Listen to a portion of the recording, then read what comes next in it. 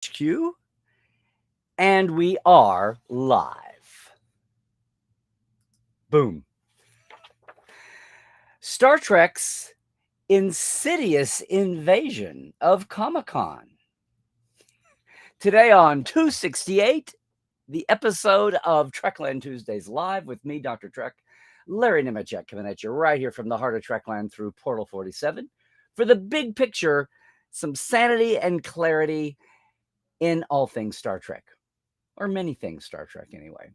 How are you? Boy, we're back. We're here. We survived Comic-Con San Diego. Yes, indeedy doodle. And I had just a gobsmacking moment of realization that I want to talk to about that in a moment. But if you are new to Trekland Tuesdays Live, welcome, welcome. We have a great chat group. You want to jump in our chat family, of course. Introduce yourself, say hello. I won't get to the chat until after I get through this little soapbox of mine. And then we take a look at the Parrot Analytics streaming TV ratings for the US this week. And then I will hit the chat full bore, I promise you. Another reminder that ostensibly, when it's working correctly, Twitch folks and YouTube folks can see each other and the Facebook folks. But people on Facebook only are only seeing Facebook in the chat, just before you go crazy over that. Alrighty. And a very quick reminder that we are bearing down on this. Trek Vegas is next month. If you are headed to Vegas, think about coming with us on Con Eve on Wednesday, August 24th. You can get the information at geeknation.com about our Valley of Fire, where Kirk died, the filming location. Because that's what Geek Nation Tours does with me when I'm working with them on that. Our big tour next year, I can talk to you about too. Also, the weekend before that, just another month away, less, is our Great Birds Origin Tour, the life sights of Gene Roddenberry as he moved, lived, grew up, worked, and familied twice around Los Angeles. With special guest Rod Roddenberry coming with us. Not too late at all to get into that. You can stay at the Hollywood Roosevelt. There's a 20% off special offer. I've got to firm up the promo code, but that's a thing. Or you can just meet us to start the tour each day, 2 days, Saturday and Sunday, that weekend in August. Can't wait, as obviously I can't wait for a huge Trek Vegas this year in Vegas. Yeah.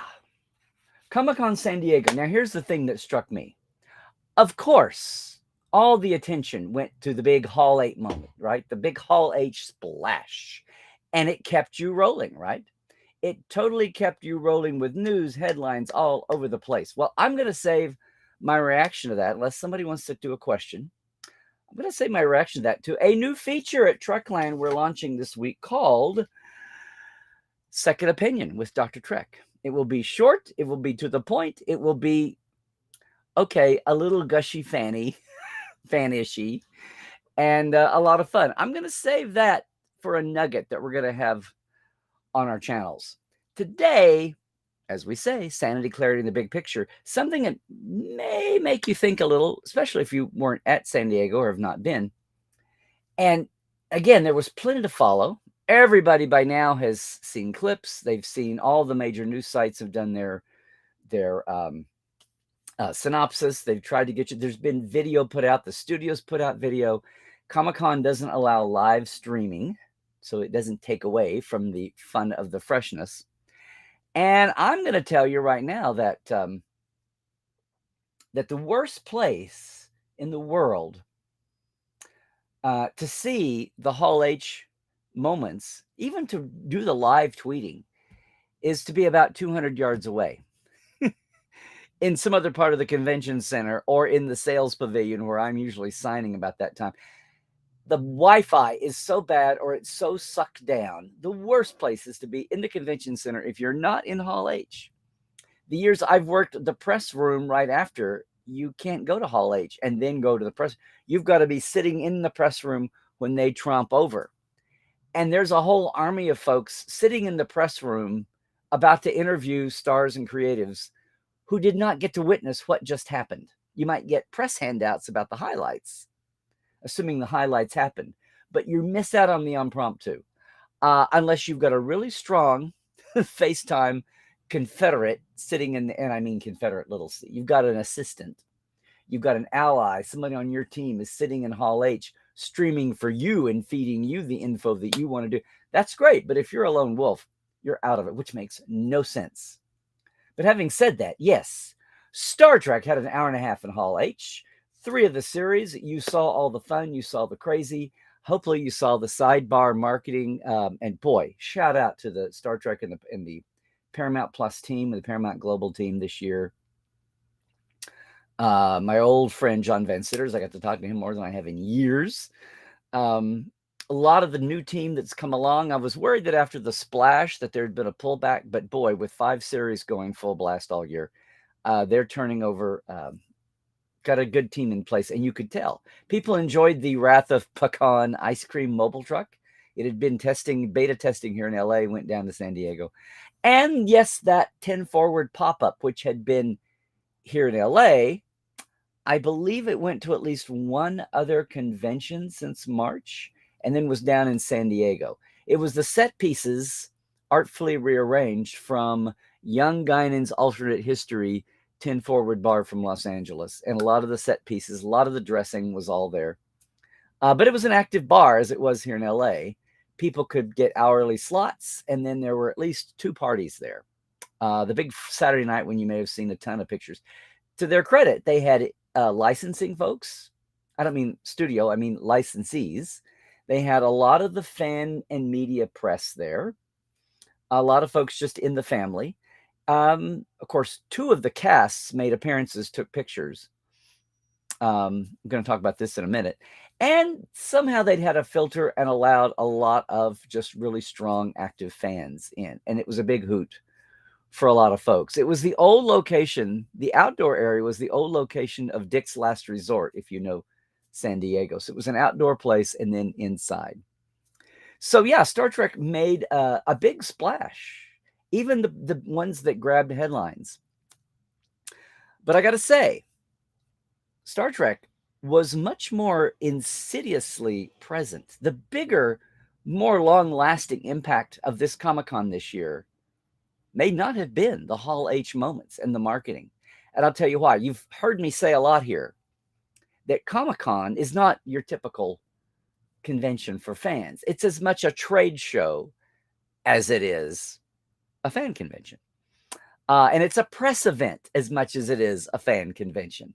When you've got those 3 together, the part that always intrigues me was, yeah, the press event, what's your big Hall H moment, and then your press rounds after your press hour or 2 after that. Very important. And also whatever they're setting up in between. And folks like the IMDb boat, having people come over for interviews and big splash. That's residual. And of course, the fan con is the fan con with all the pieces. And there are still many, there's still a con suite where you can go in and get free snacks and free drinks, just like your smallest fan-run con. I still love that about Comic-Con. It's not always the biggest thing promoted, but it's in there. But that industry trade show is what's been so important. All the years Star Trek was in the fallow years, and I don't mean just the movies were big. The last time I was in Hall H was the big reveal Hall H moment for Star Trek 09, when they trotted out Leonard Nimoy, along with Zachary Quinto, who was the only cast member picked by that time. That had to be in 07. It was a buzz generator. And I was still working legit StarTrek.com, the old StarTrek.com, when it was fully a news team, not a marketing page. Yeah, I have not. I take that back. I sneaked into a Chuck Hall H once and had a great conversation with Robbie McNeil, who was producing director on that. No, it's exhausting to be in there. I'm only going in if I have a seat. That's usually press. I'm not on the press list per se. I'm going as professional. And boom, always have.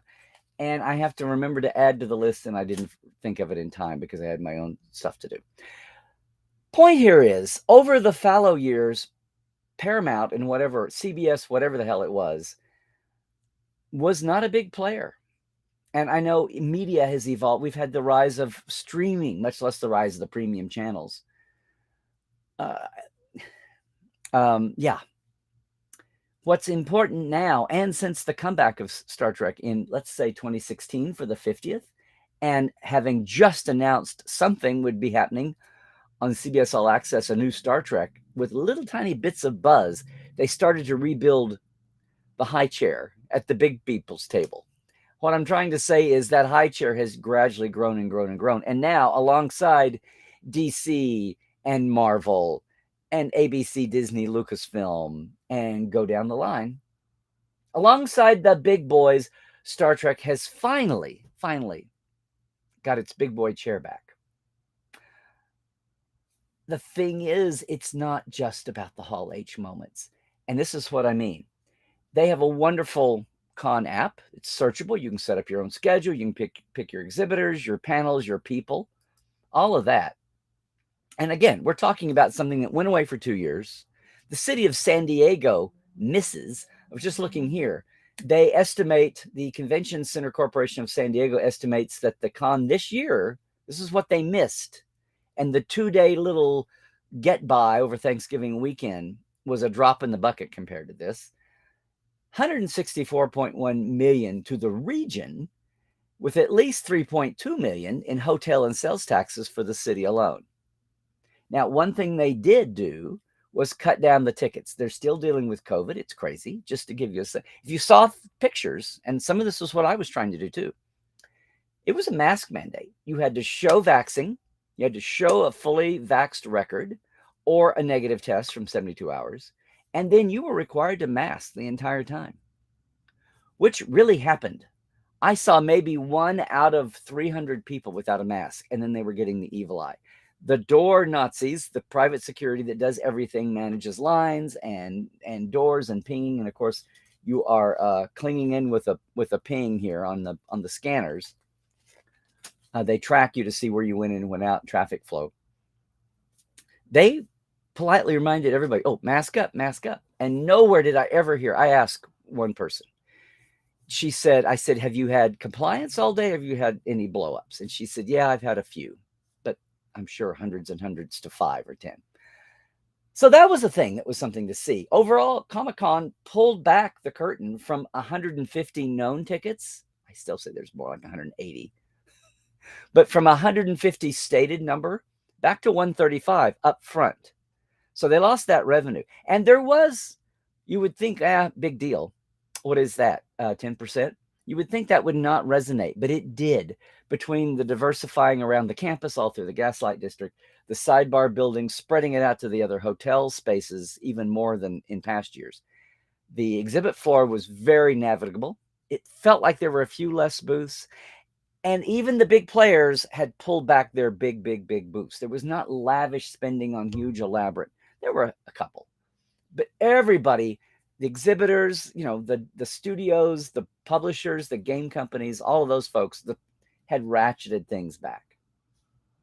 And that's what made it all seem much more navigable. It felt like, not that I'm a big veteran, I started in 2006. I'm sure it felt more like 2005 or 2000. But even more so, when you got that wonderful app and searched for Star Trek, yes, you saw the Hall H moments. Yes, you saw the Wrath of Pecan.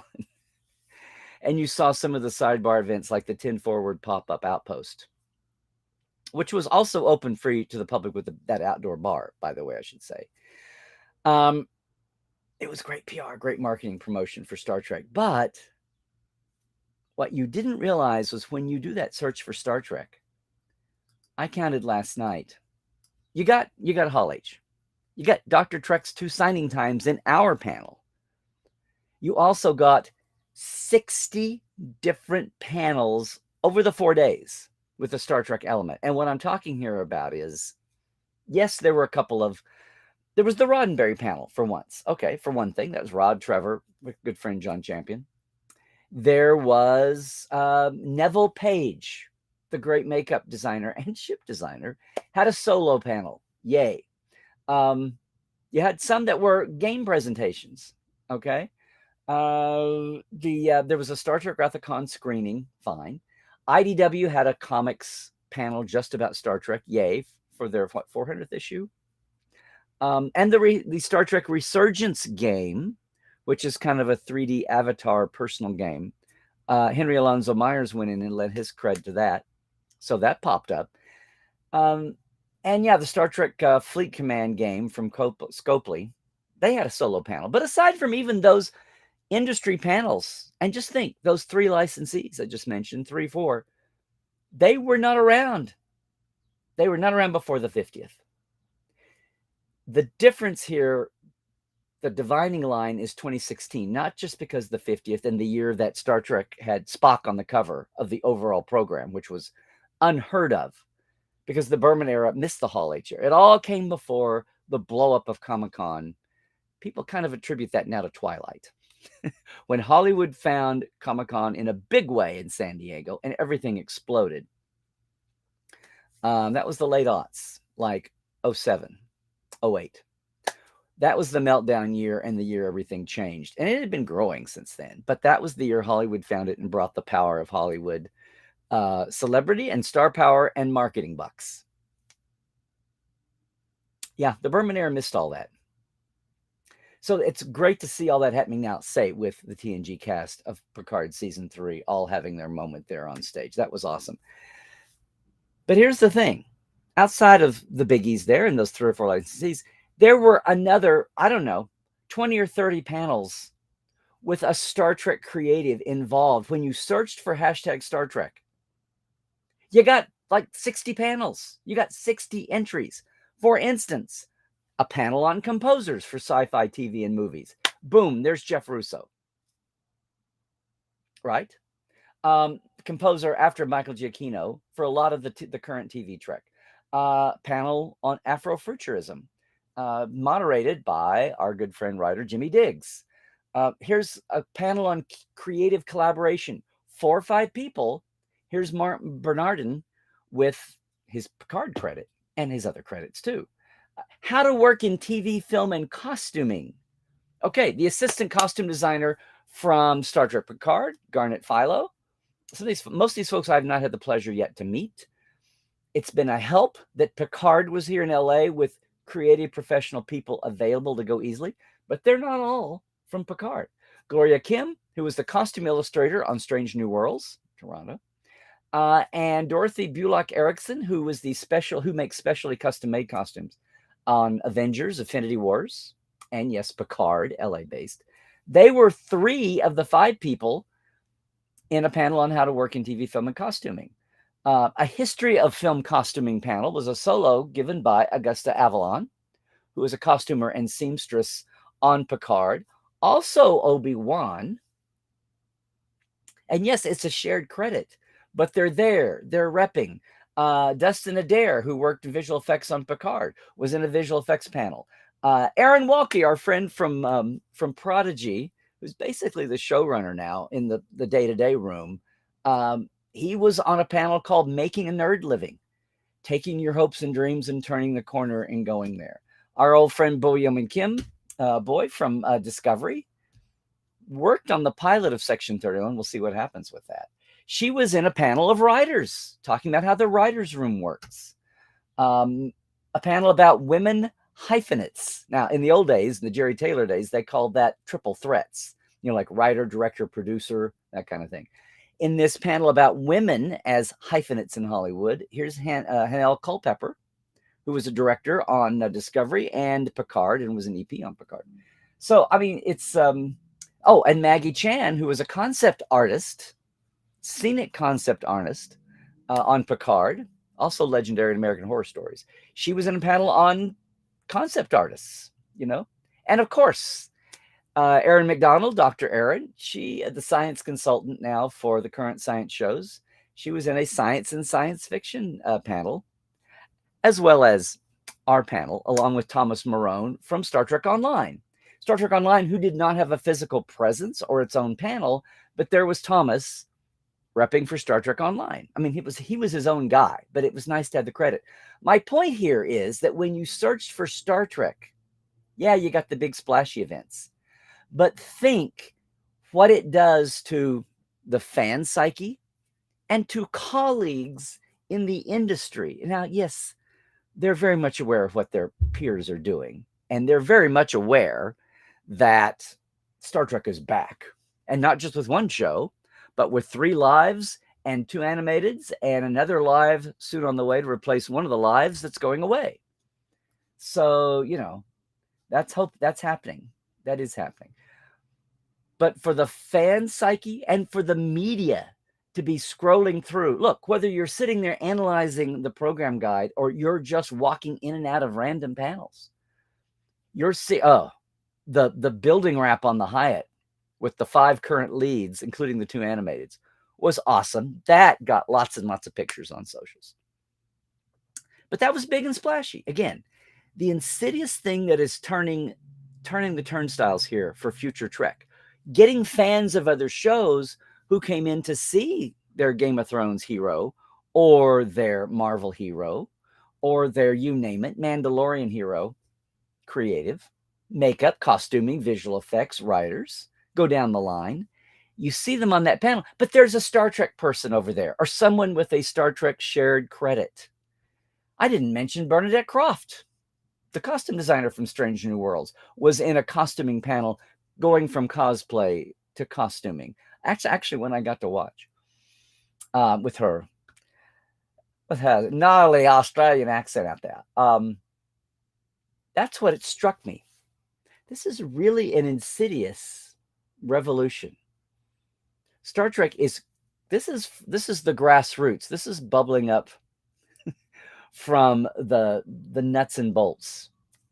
Folks going to see panels, sitting with peers, covered by media, and enjoyed by fans, including fans with blinders on that did not include Star Trek, have just been open to the world of Star Trek, especially if there were slides going on, if there were slideshows, there was media going on, clips being shown. And it was just wonderful. I talk all the time about, yes, we need Prodigy. We need a lot of shows. We need anything done current, but we need Prodigy and other shows aimed at the kids to get them into the Targets and the Walmarts and the Amazons to start buying those action figures. We can repeat the Star Wars playbook. How did it survive? They sold toys in the late 70s between movies in their fallow time. That's their playbook. It's not necessarily Star Trek's. I know Star Trek is not Star Wars. It has plenty different to offer. But if we're talking about restarting the generational curve of Star Trek, and yes, this is San Diego. This is the folks that were there live. But there's a lot that transcends those walls, the gas lamp in the convention district. You've already seen it. You've already talked about it. The social revolution has brought all that out. And as the days go by, the videos, the films are already out there. And I'm going to be reacting to some of that again with Second Opinion. But what's really doing some heavy lifting here and hopefully making fans out of fans, making believers out of some of the media, and making some new resume submissions from the peer pool is what's going on below the lines. And it's not anything the studio had, for the most part, had anything to do with. I reached out to Aaron and Thomas and a couple others who couldn't make it, who want to go out and promote themselves.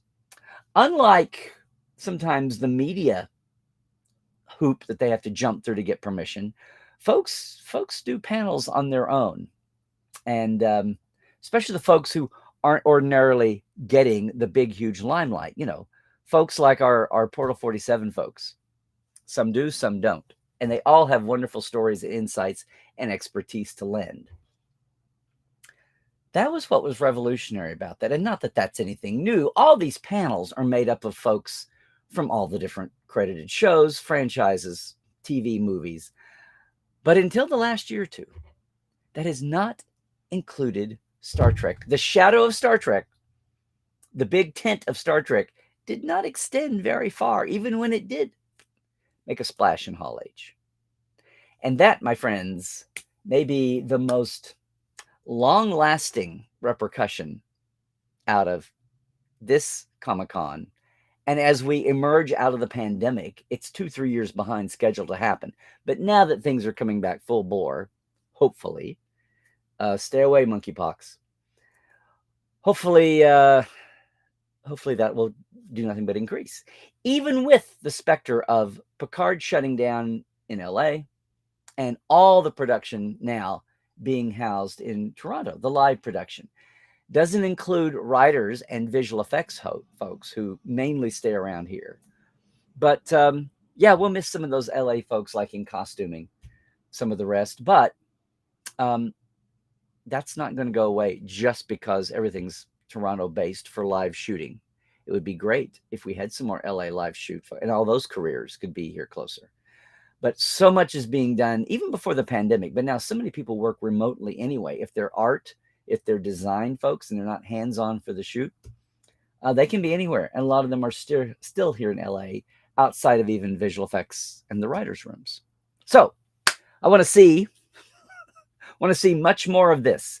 And after a few years of that kind of representation, that kind of quiet, penetrating, insidious penetration, we'll see what happens with our fan tote boards and the folks who are working on the shows. I just wanted to throw that out there because there were so many takeaways from Comic-Con this year. I had a personally slower, saner moving, one panel and two signing times.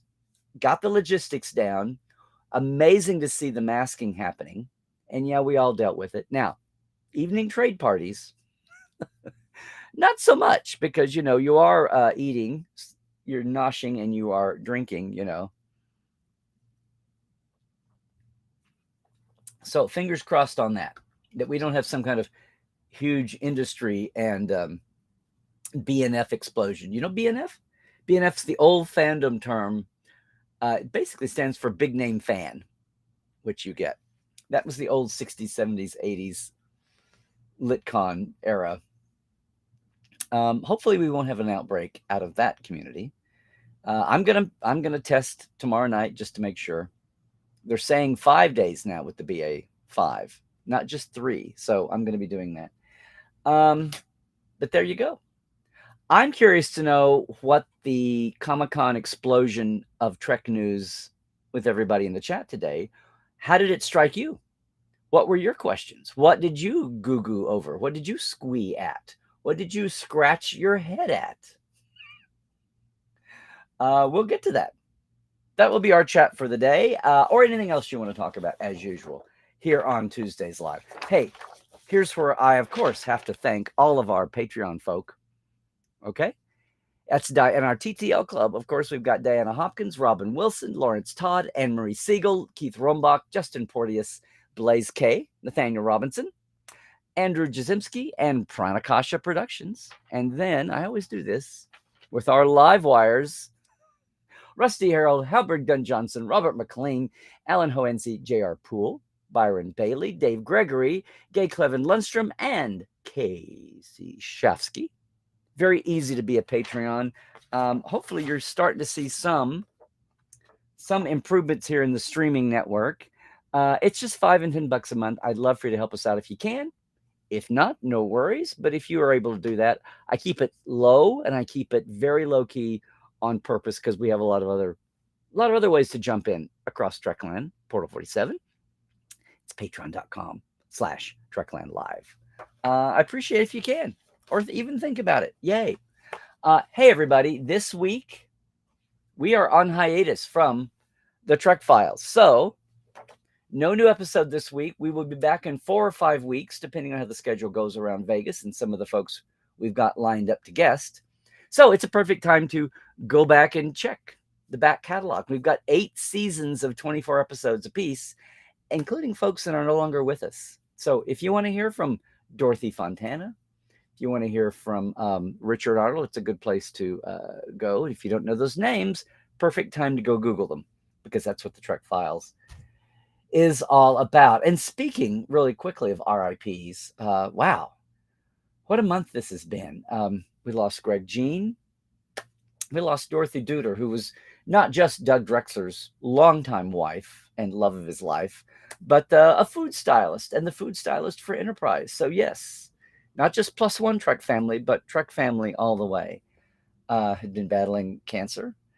And now we've just, in the last couple of days, much, much bigger portfolio resume. But we've lost David Warner and Paul Sorvino from the family. And who did we lose? Just and then not your typical Star Trek name, but he'd been battling cancer for a while. Tony Dow. Yeah, Wally from the Beeve, from Leave It to Beaver. But he directed it. He, as many actors do, went into to keep the paychecks coming when you're not a kid actor anymore, or even a teen actor. Hey, talk to Jimmy Darren about it before he went back to singing. They go into directing because TV eats up directors and they need them. And it's not the glam that movie directing is. And you're not the guy in charge. You're actually the roving. You're the odd man on the set, or odd one out if it's a woman. And it's increasingly, obviously, more so. But Tony Dow directed Field of Fire on DS9. So he is official. And he's been to Vegas a few times over the years. I kick myself that he's one that I never sat down to talk to him about his time. Of course, Paul and Terry having preserved in the DS9 Companion and other interviews too.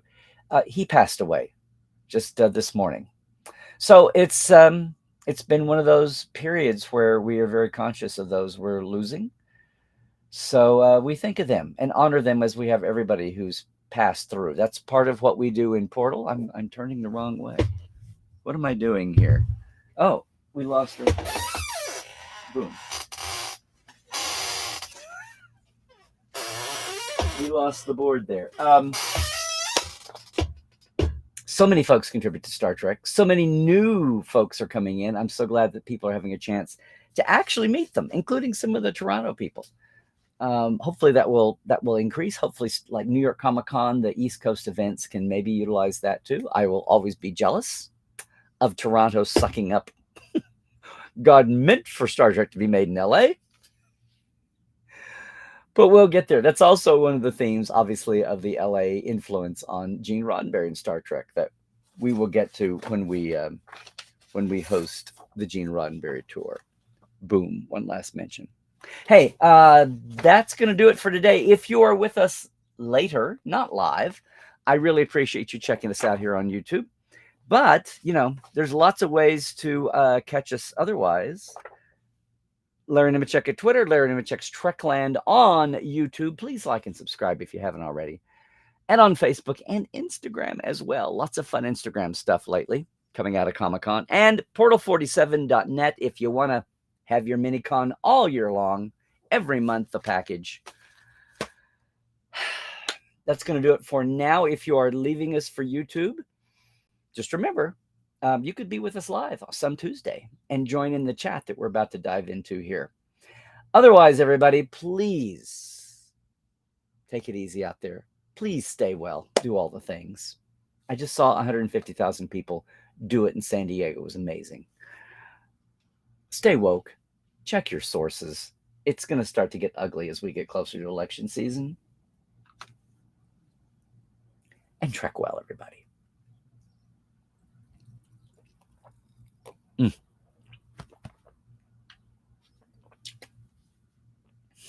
All right. Can you tell I've got con throat? Con horse? Whatever.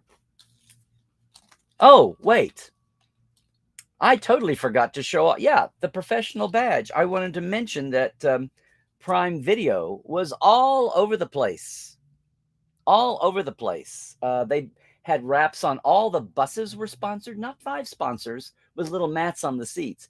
But they wrapped all the shuttle buses, which, I don't know, there were 6 or 8 going all the time, routes with more than one bus. Prime Video also had the main lanyards, right? So, yay. But then there's Game of Thrones or Rings of Power on every single badge, fan or professional.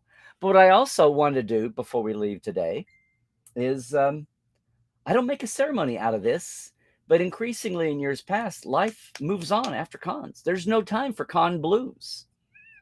You're right back at it. So guess what? I have not had the chance to take off my wristbands. So I wanted to show you this gold. This gold was very smart. It was both a status check and an admissions and also your COVID Everybody checking, even at the industry things at night, there was that. So here goes the gold from the fandom.com party Thursday night. Yay. Oh, here's my overall Comic-Con. Yes, you were vaxxed. Orange band right there. Boom. And even more fun, if I can do this left-handed, the Saturday night VIP. There was a wide spectrum of VIPs for, the 10 Forward party. Can I do this? Boom. So, yeah, that's all good things. All good things. If I can cut left-handed, we'll see how this goes. Yay. All right. Boom. So I'm officially deconned. I'm officially on the countdown for Trek Vegas. Hopefully we won't see an explosion out of Comic-Con San Diego. And we'll see what happens.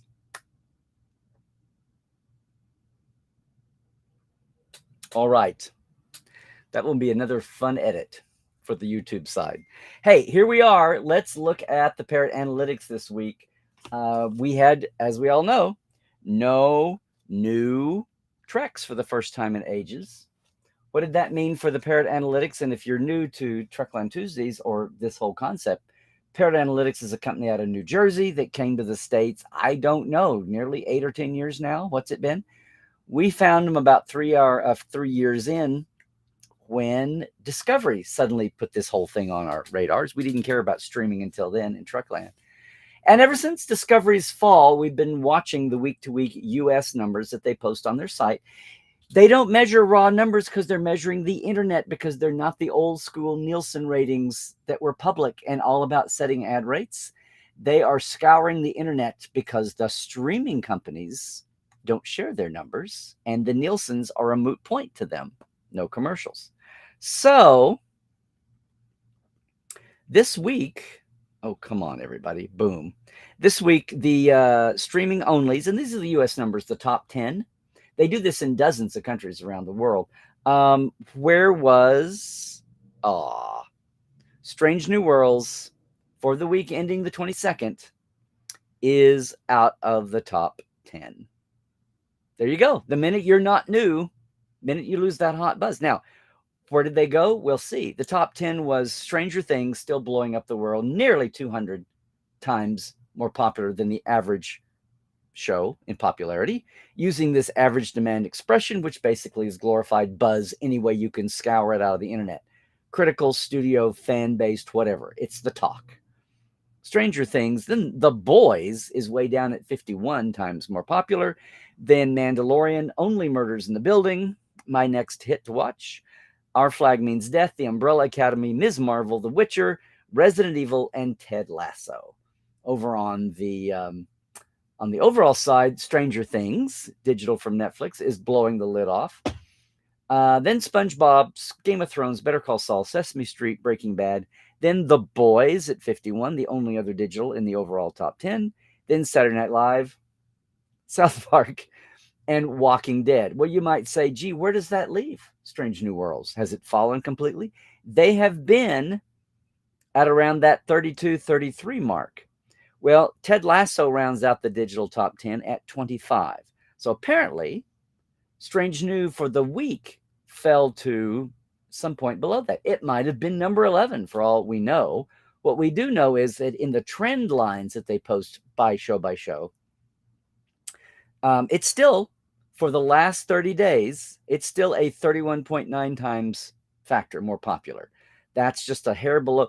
It's not being so hot with new episodes, is descending a little bit. The overall 60-day trend line is a little down. It's a little down. But in fact, they don't do the trend number anymore.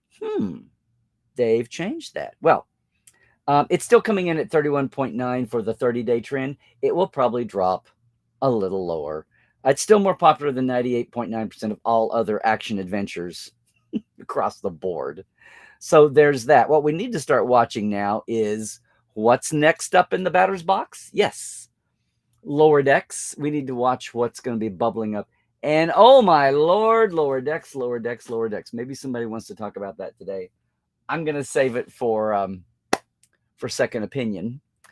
Um, let's see. And let's see what's going on with the chat today. Everybody, hopefully everybody's having a good day. La-di-da. Hope you appreciated the stats that I wanted to bring up there. I literally got 50 hits when I searched for Star Trek at Comic-Con programming. That included some signers who had, Star Trek in their credits, like moi, like Jeff Rector. Oh, Chase. I didn't mention Chase was in at least 3 different panels for Heroes in Real Life. Her anti-bullying and diversity do good works, her nonprofits. I totally didn't mention Chase. Why? I don't know. But Chase was there repping DS9 and everything she's been doing for the last 10, 15 years. Let's see here. Good to see everybody. Ben, you're on with us live, at least the beginning. Hey, everybody, don't forget, if you ask an actual question, I'll make sure and jump on that. I'm looking for those. Thank you, Christoph, for repping all 3 platforms, as usual. Hey, Kyle. I know you've been on with us before, Kyle, but it seems like it's been a while, so good to see you there. Thank you, Christoph. We were worried about this, but now YouTube and Twitch really do have everything. It failed off. Whew, it's a little hot here, gang. Let us see who's here. You're on. I have not seen you in a while. I know you've been with us in the past, but it's good to see you back with us. Comic-Con news has blown us away. I know. Do you have any idea how frustrating it is to be like a football field or 2 away and be so frustrated because your Wi-Fi signal is so crappy that you can barely keep up with the tweets, much less everybody dropping video. Hey, Halbjorn. Good to see you, and thank you for being a Patreon always. This Melanie? Okay, still be smacked by that finale for Strange New, are you? No, Keith. No. No strangers passing through, huh? Okay. I could tell a few Noble Bear stories on you, Keith, as you could on me.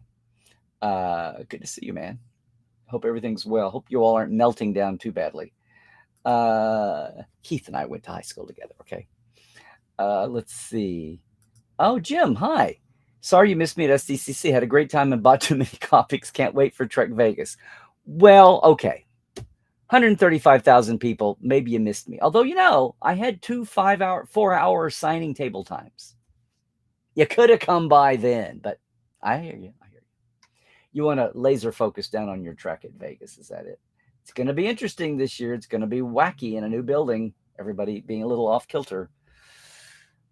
There's so much logistics that go on. It's learning a new place is going to be wacky. That's whether you're on stage or you're figuring out corridors or you're trying to find the decent bar to have an event in or get lost in. Let's see. Yes, Tobias. Good thing to say to my fellow Noble Bear, Keith. Oh, there you go. Halbjorn, looking forward to the Star Trek Resurgence game. They had a trailer, and it was, I don't know, I'm sure they put things out for socials, some clips of what they showed. But Mike Johnson, who's prolific Star Trek comics writer over the years, is involved in the actual team. But the trailers look great from what we saw. It's an independent ship that pulls in. They announced that Spock is a character. They have a voice actor imitating Spock for those lines. But they've got at least one other legacy character involved with the original actor, but they wouldn't tease that. I mean, they teased it, but they wouldn't reveal that. But that's coming. But you've got independent characters in a storyline, and you role play one of them with alternates. You can pick A, B, or C, right? Or yes, no, and maybe, or whatever, however it was. It's like a live action, you pick the path kind of story.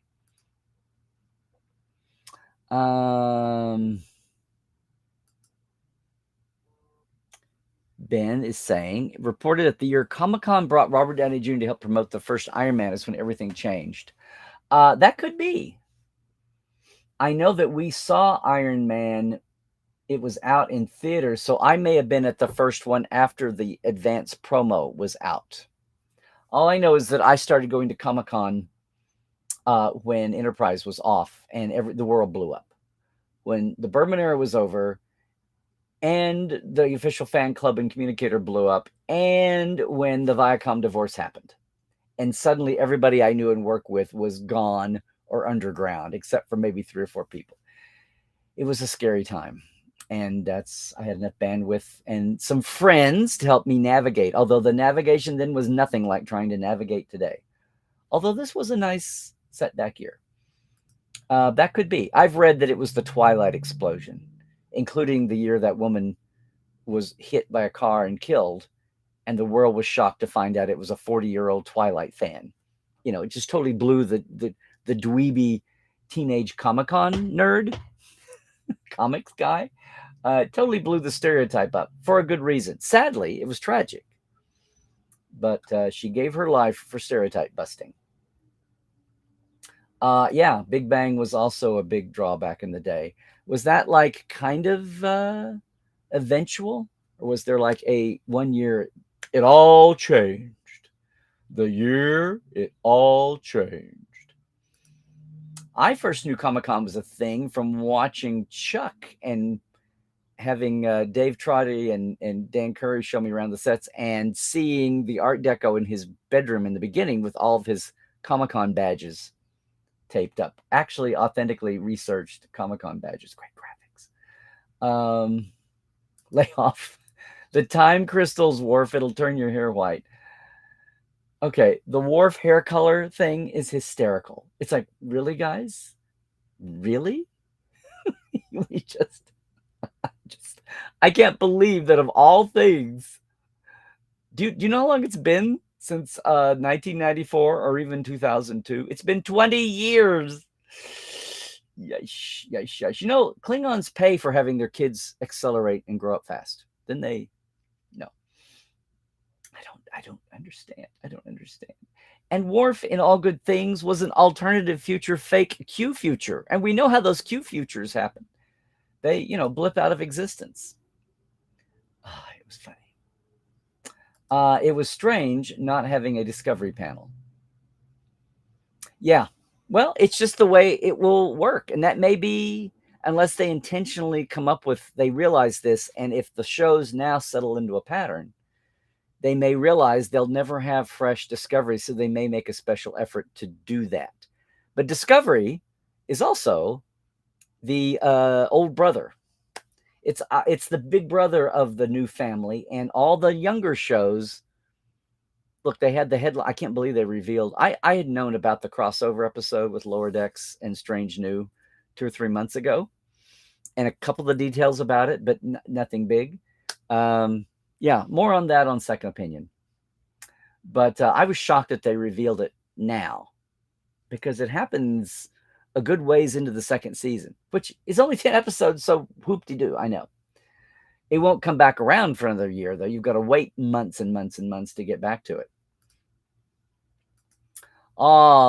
Ben. Well, that's where we sucked you into Portal 47, Ben.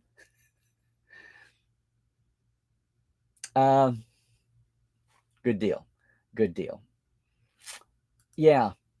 Bernadette Croft there were 2 costumers and a hair person and a makeup person or 2 from all different professional series, some of whom had cosplay roots, but all of them professionals. And the 2 MCs of the panel were 2 high-level they were A-list cosplayers. But they were A-list cosplayers. But they were fun. It was a fun panel. But the guests all brought some material to show off. And it was lovely hearing from Bernadette. And I was a fool for not turning on my tricorder and recording more of it. So at some point, I'll get to sit down with her and have an interview. Maybe get her on Portal. We'll see. Yeah. I often ask this question, why Star Wars? 3 2-hour movies. What kept it going? Was it the toys? Was the connective tissue? So many more hours of Star Trek, even in and out of fallow days. Hey yourself, Diana. Hope you're not melting down in Oklahoma. Hey, Stephen. It's Father, everybody. Just had his 200th episode of Texas Trekkie. Did you see the live is still up? You should go see it. He had all kinds of innumerable, wonderful, honorable, illuminative guests on his special 200. And me too. Dave, we'll try not to censor you too badly there. I won't make you bring a tardy note next time. Good to see you, Alan. And once again, thanks for being a Patreon. Okay. Ash Ketchum 649. Keep it up. Oh, live support live. We are going to do some point in time. Ollie and I will come back, and we said we would.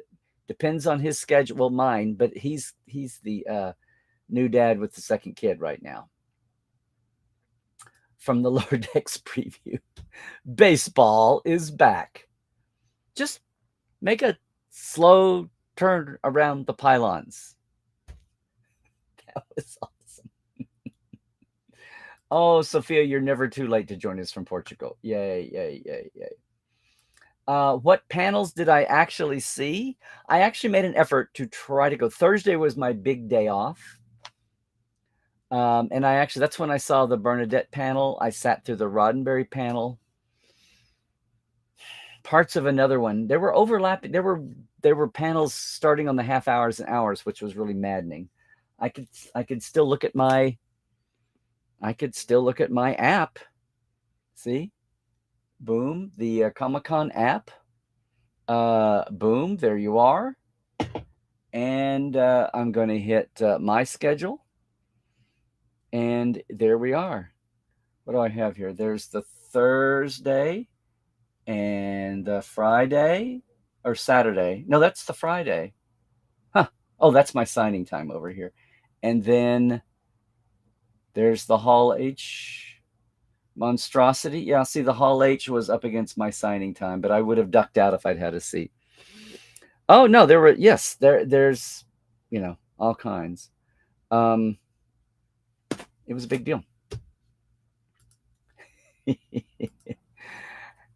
Halbjord, you lost your mind over the Lower Decks Season 3 trailer. Why, Halbjord? They ignore DS9 on Lower Decks. Lower Decks, why did they reference every other series but DS9? I don't know. I'd love to know if they did that just to kind of rub it in the face of all the morons that said that they ignored DS9. I mean, my God, Tandy and Rutherford were building a DS9 model with the Jadzia and an Esri. I love that line. What else?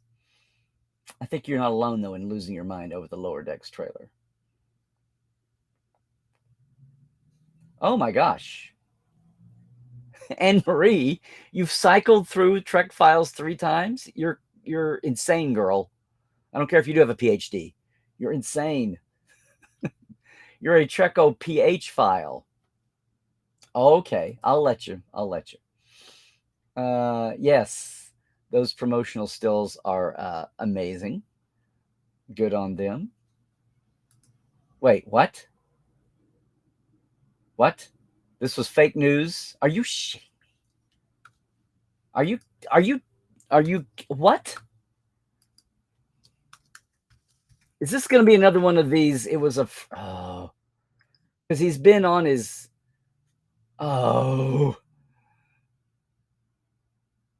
CNN is saying he died.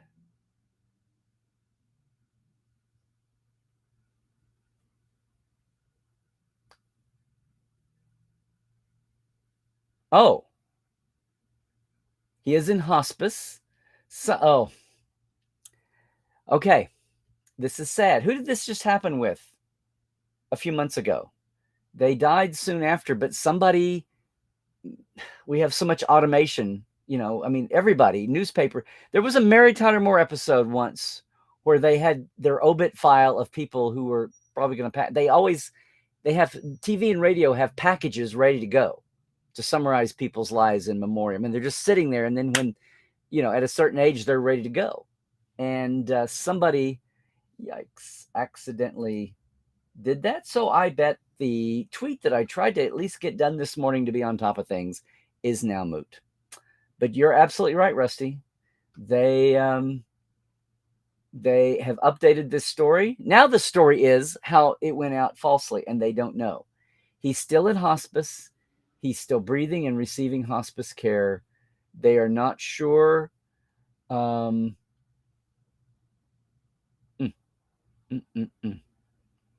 His wife, Lauren, is not sure how that went out, but there you go. So, okay, thank you for that. And you were there, everybody. Once again, something happened during our time here. What are you saying, Carl? Interesting to see the details that we probably would have seen out of STLV. Do you think that the 2 new series announced will be brand new or just confirmation of Section 31 and the Wrath of Khan spinoff? I'm thinking one of them might be 31. There's still the Academy show that's out there. Although apparently Stephanie Savage, I don't think I've seen her mentioned in the same breath anymore with it as it was in 2017. That's been 5 years. Do you all realize it's been 5 years since the first Discovery panel? That's amazing. Of course, we slept through 2 years. Yeah. Thank you, Anne Marie. We'll yes. And Tony also directs in B5. Yes, Rusty, but this is not this is not the Babland Tuesdays live. This is Trekland Tuesdays live. But yeah, he had a career directing all over the place. And there you go. Sadly, these things happen. And we'll just go through all of this, in a few days again, which is doubly sad. Yeah, Anne-Marie, that was 5-6 years ago, I want to say.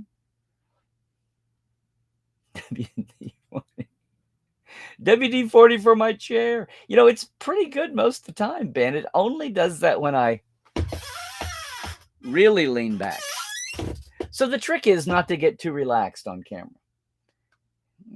Yep. Tony Dow is just with the beaver right now. Well, or soon. This sounds horrible to say mistakenly announced his death, but like I said, it's obits ready to go, memorials, tributes, and somebody just had a typo on a keystroke. Somebody hit a keystroke wrong. It's not like somebody said, let's be cruel and mess up the world and make his family feel bad. No. Hey, Sophia, you got yes, I did an Instagram live. The other one was a Facebook live, I think. I know I did Facebook live with Kevin because it's needs to be horizontal and stay. But yeah, I did an Instagram live on Saturday morning before the Hall H. Yes. And there you go. You're on. Yeah. I made a David Warner. Lovely person. Always played the bad guys, the menacing guys. But that served him well playing a Klingon too. He was the hero Klingon, the martyr. Yes. And, Gul Madred will never be forgotten. St. John Talbot, oh well. What was there any meat in Star Trek V at all for any actor? Maybe-ish. I did a little mention memory of somebody I should have gone over and talked to over the years, either as a reporter or a booth mate or something, and I didn't. But I do remember sharing the car with him coming back from MegaCon in 2013, something, and we got to talk and didn't have a decent camera at the time. It wasn't a thing at the time. Yes. I had the professional thingy and could go outside and come back. Everybody can go outside and come back, Sophia. Yes. those CCDS Morph Seville. Okay. I don't even think it's con crud. I don't have any sniffles or, anything like that. Well, as long as it's not con COVID. I don't think it is. I haven't had a fever. I haven't even had a minor fever. This is pretty typical, right? I mean, just go back and look at any Tuesday Live for 5 years after a con weekend. Oh, the LDS and the Picard trailers were so different. Yes. Night gave us a very full preview of the season with a big reveal that was its own joke. The Picard trailer was rather arrogant. Mimi Cousins should have come back to tell us to eat your soup. Well, Nathaniel, Lower Decks is going to be on in 4 weeks. Picard will be on in 6 months. I mean, they're not going to be the same kind of trailer. I mean, just saying. One is meant to whip you up into a frenzy. The other is meant to be the first of many breadcrumbs that will come out. The Lower Decks trailer will come out around the holidays for Picard, if it sticks to the same, time window-ish. There we go. Paper and plastic bling. Absolutely. Too much LDS. Yeah. Oh, here you go. I love you guys' stories about meeting these guys. David Warner at DST 2019. Yeah. Nice guy and so good presence around him. He signed your Funko Pop figure of his Tron. Aw. Yeah, it would have been nice to have had a Funko Pop of Gorkon. Come on, Funko. Who's here? Hi, Rose. Top chat. Christoph, speaking of Amazon Prime, they're raising prices for the German market mid-September. $7.99 to $8.99 monthly, $69 to $89 for yearly. That's dollars, not euros. Oh, right. Just about. The pound is about even with the dollar too right now. Parrot's Needle. And that's what I was thinking, Susan.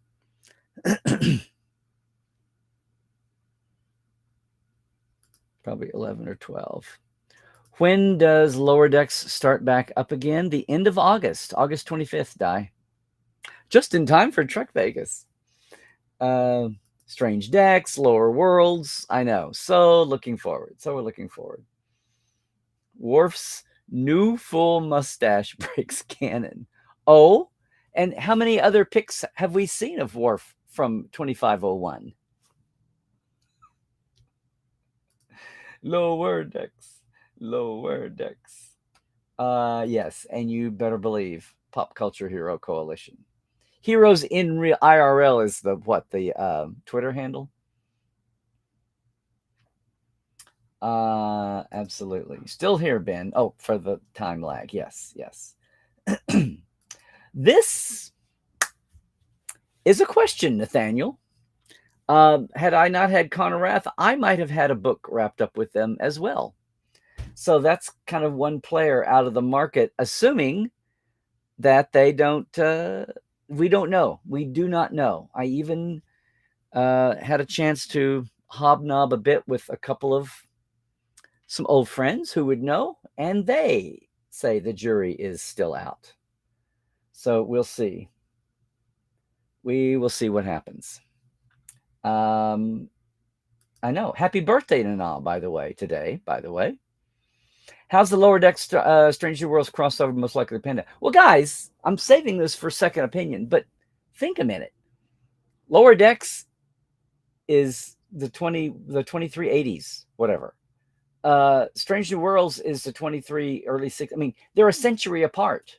They're 120 years apart. So if they have a crossover, something is going to have to be a vortex anyway, unless it's a holodeck show. And I don't think it's a holodeck show. I think that would ruin some of it. So anyway, if it's legit on the nose, no holodeck, no dream, no nightmare, then you got to account for the 120 years time difference to begin with. So you're already talking about some kind of a time anomaly vortex thingy doodle.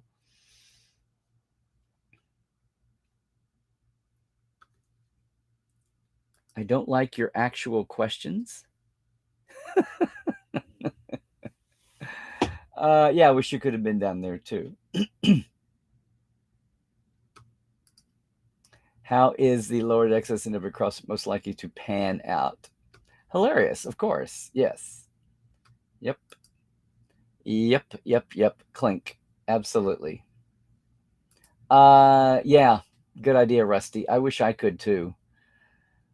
Ah.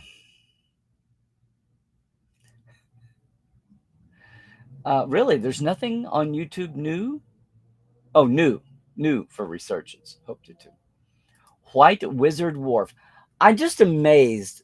Every time there's a new major publicity burst for a new series or a new season, it's like if you had your bingo card had been to pick the thing that fandom is going to fixate on, is it ever predictable? I don't know. Yeah, that could well be, Brian. Disco could be the hit of New York, and being so Toronto based, they do that. You want to see Tawny kick Anson's ass? Okay. Wait a minute. One of them, their hair was white. One of them had white hair. Koloth had white hair. I don't know, but you don't know what Worf.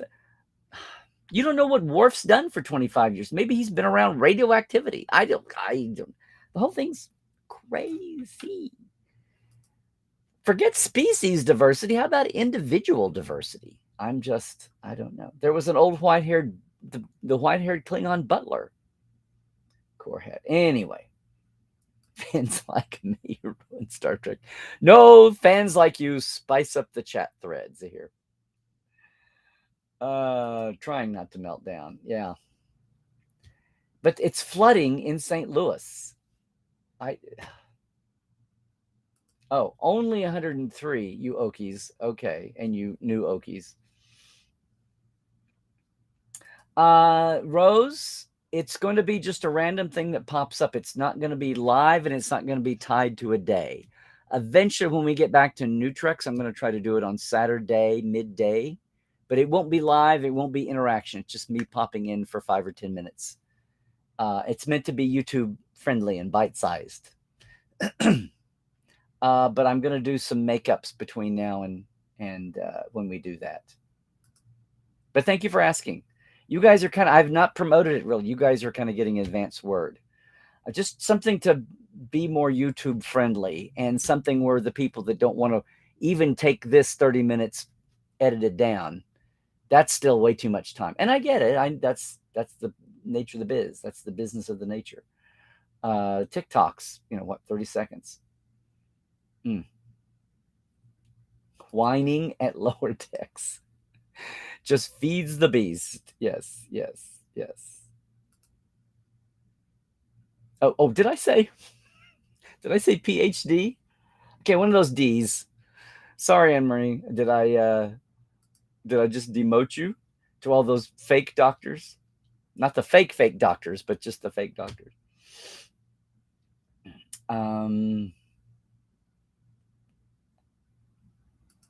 Well, Rose, I think it's coming along. I think it's now the geography blocks might be a thing for you. I just realized too. Yeah, Rusty, it's totally just a keystroke, just totally a fat finger thing somewhere, which is sad. In the outside now, I mean, in the old days, you had something typed on paper, and somebody had to put it in front of somebody with a microphone to read it, or they had to give it to it, have it typeset in a newspaper. It was a lot harder to have a screw up like that than now. Now it's very easy. Everything moves so fast and it's so digital. Oh, who knows? After the announcement of the 2 new shows with ladies as the main characters, Admiral Janeway might make a comeback after all. Yes, Susan, there's been a lot of buzz about that from Kate herself. People talking about Kate talking about doing more things than just being animated characters on Prodigy. which so far is just her and Chakotay.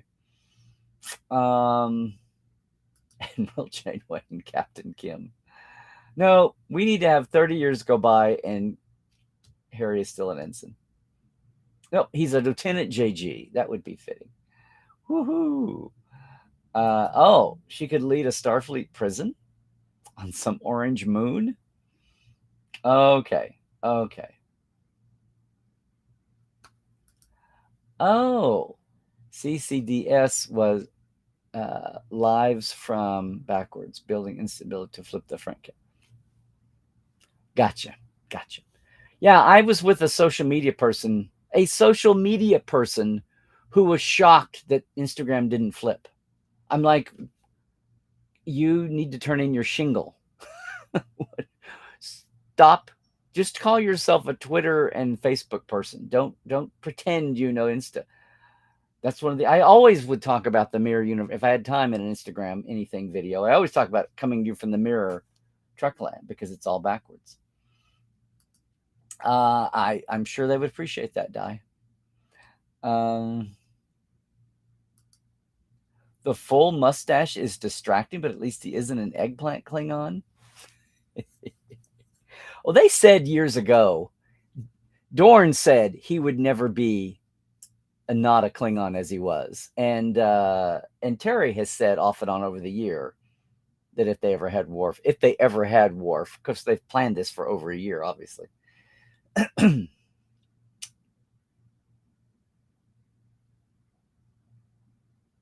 Oh, this is a good point. You've got season 2 of Lower Decks. Yay. I need to do the box unboxing. We'll do that next week. I'm stretching out these until we have like concrete topics.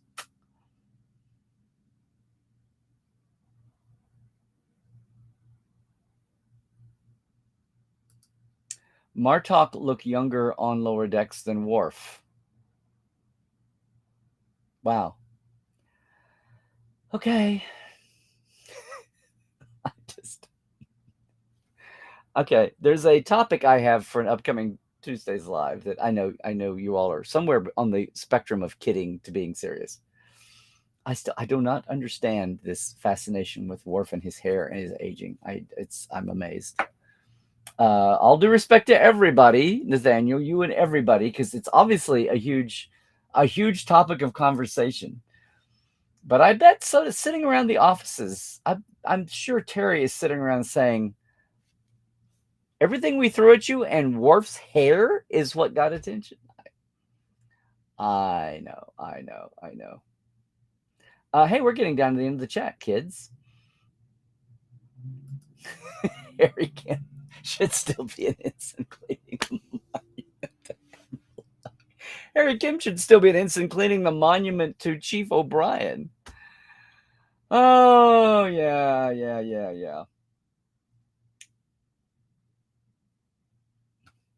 What are you saying here, Rose? Telling people your Instagram page. I love Instagram, but I also leave the opening there for quite a while. Yes, and please share it around, Rose. However you share around in a YouTube channel, please do it. Hey, Michael. When was the last time I saw an episode of TOS? I just watched several on vacation. Family of mine couldn't get over the overacting looking back at it. People keep saying that. To answer your question, I just did a podcast in Scott Mantz's Enterprising Incidents podcast. And of all things, we did Alana Troyes. So I watched Alana Troyes in micro detail to prep for that because it's a 2-hour show and you have to. I know it wasn't even Doomsday or I've watched Amok Time recently after Strange New Worlds came out and I wanted to parse the details there. But no, I've seen Amok Time and Alana Troyes. And, I don't know about Amok Time, but Alana Troyes might be ripe for some of this. But then again, it was a Taming of the Shrew, which is over the top anyway. So there you go. I know that's what people say, the 60s style. So we will see. They should. The third season was a little more so than the first season. The first season was very much, oh, look, it's a naval carrier, but it's just in space. And the early episodes were very much square-jawed Kirk. I don't either, Ben. I don't know what's going on. I don't get it. There's always going to be something, though. When we say overacting was a style, yeah.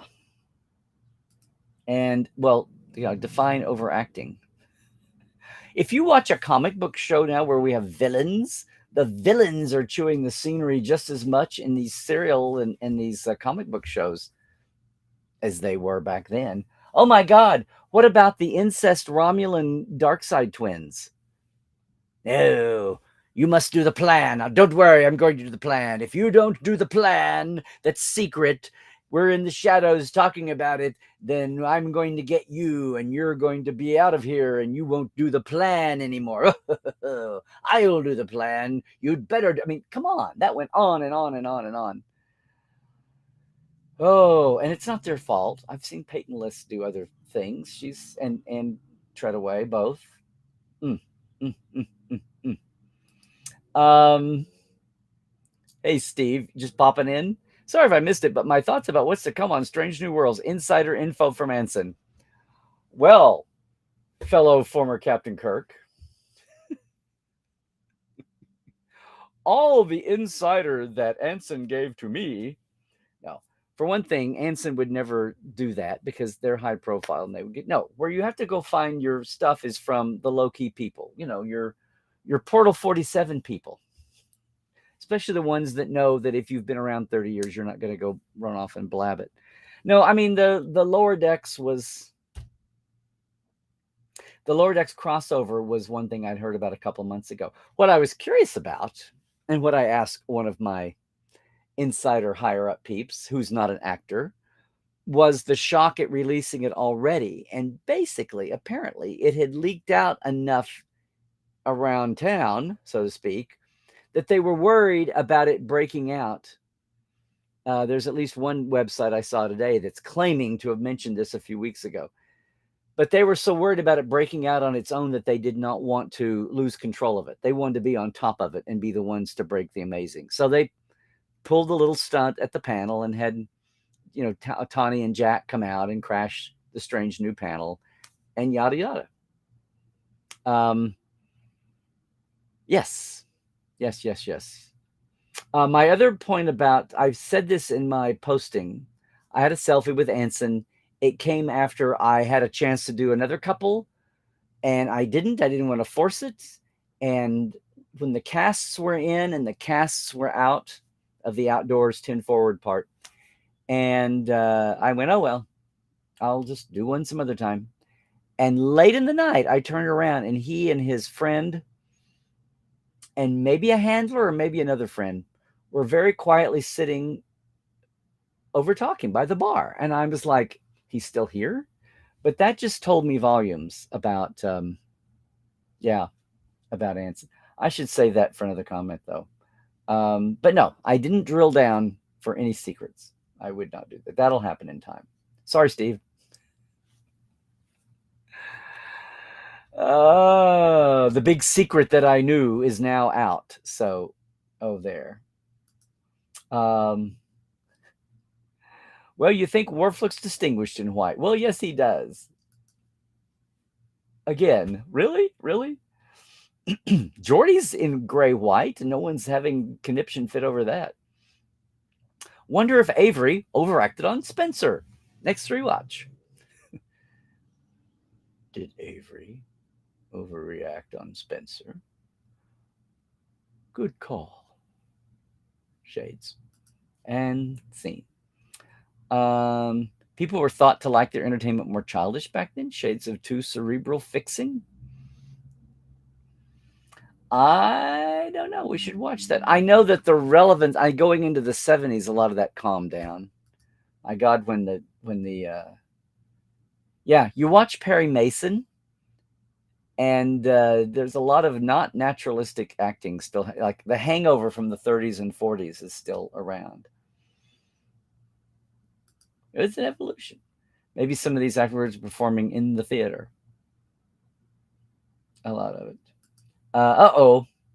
What did I laugh my ass? What did I do? What happened? Oh, Brian. Oh, I missed it. Sorry.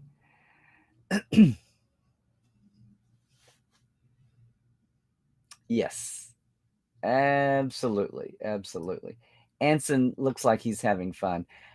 And again, he hung out the whole night when the rest when the rest of the cadet cast left their posts. He stayed.